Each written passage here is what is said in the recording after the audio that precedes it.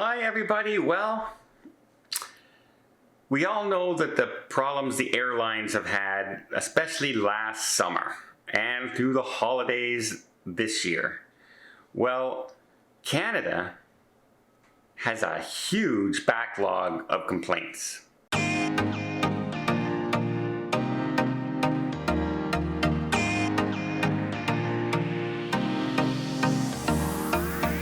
We all remember those photos. It was everywhere. It was in the UK, it was in the US, it was in Canada, of piles and piles and piles of baggage just sitting there with people because of it not getting on flights. They didn't have enough handlers. They were still sending all the planes, got to make the money, sending all the planes. They just forgot to put the luggage that you wanted on the plane with you. Slight problem there when you're traveling to different countries and getting on boats and ships and heading to resorts, and you arrive there with no clothes. That's a little bit of a problem. And a lot of people put in, naturally, complaints.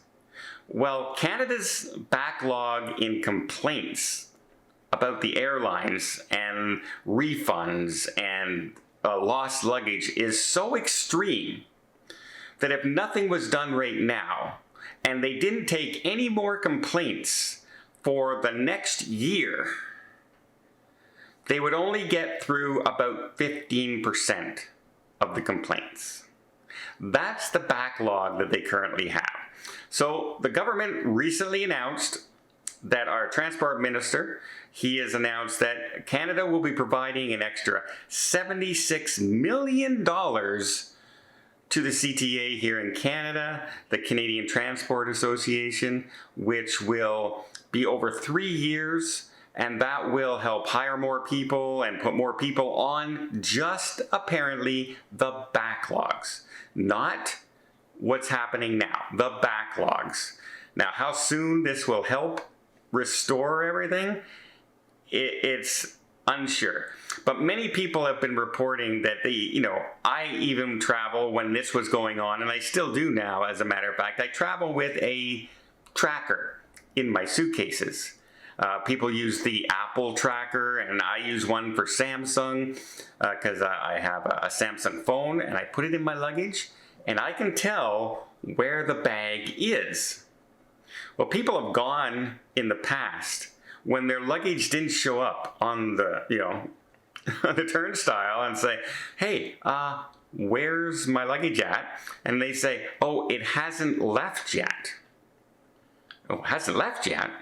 And then they go on their phone and they track it and they find out it went to a different city. And they said, yes, it did. I'm in Fort Lauderdale and my package is in Texas. Where the heck? How did that happen? And they say, no, it's still back in Chicago. It never left, everybody. It didn't leave. And then they show them on the phone, and the person says, well, on my computer, it shows that it hasn't left yet. In fact, it was so bad on some airlines that they no longer were scanning the tags that they put on your plane, on your luggage. They were just throwing them on the plane and hoping that every bag that was in that on that cart is actually supposed to be on that plane. To this day, there are hundreds, if not thousands, of bags that haven't been returned to people since during those times of traveling.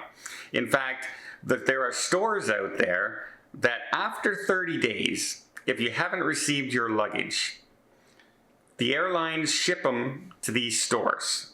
And those stores repurpose things inside your luggage and will sell them.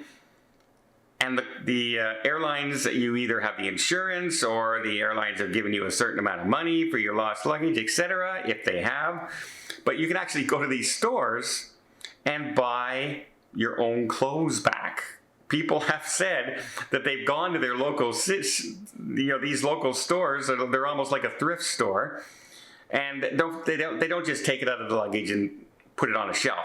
They go through everything, make sure everything's safe, and they wash everything, and in some cases they dry clean it if it's like a suit, and then they put it out and they sell, and some of it goes to the store, sometimes some of it goes back to the airlines, etc.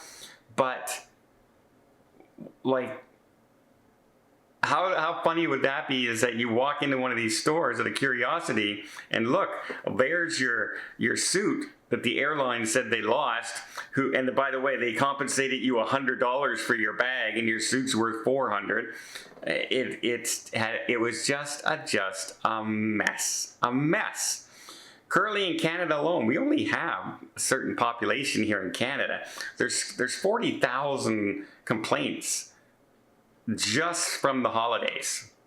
40,000 complaints still in backlog since the holidays. Can you imagine the country like the United States with 10 times the population? I guess that means you guys got 400,000 complaints, if not more, just from the holidays. Well, at least it seems like they're trying to do something here in Canada. I'll give them credit for that. But again, it's money over years instead of, here's some money, fix the problem. It's money over years. So it might sound like a big amount of money, $76 million to get this cleared up. You might have to wait, because it might only be $5 million this year, and then $20 million next year, and the balance in the third year. That's how quite often these are structured. And often they're structured to have the biggest amount of money to the system paid after the next election. So if they don't win the election by any chance, and this is any government, by the way, not just the current government, this is every government does this. If they don't win the next election, then the biggest amount of money is the next government on the hook, and they can go, look, you guys are spending. It's just the way governments work. It doesn't matter who's in charge, that's what they do. But wow, it's years and years of backlog from basically a 6-month period, summer to December. Years and years of backlog complaints. Well, maybe they just should have hired more people and put the bags on the dang plane.